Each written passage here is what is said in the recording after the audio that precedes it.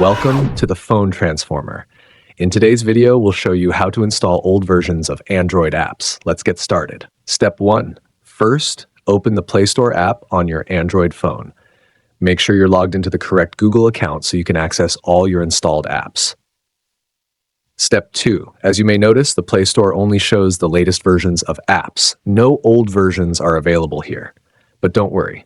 Step 3. Now, go back to your home screen and open the Chrome browser app. Again, make sure you're logged into the correct Google account. Step 4. In the search bar at the top, type up to down and select the first search result. Up to Down is a trusted site where you can find and download older versions of apps for free. Step 5.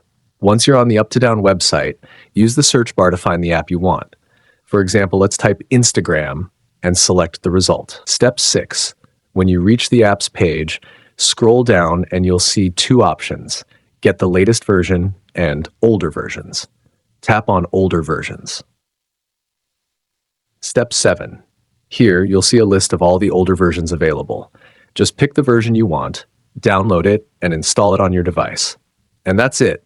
You've successfully learned how to install old versions of Android apps. Thanks for watching, and please subscribe to the channel.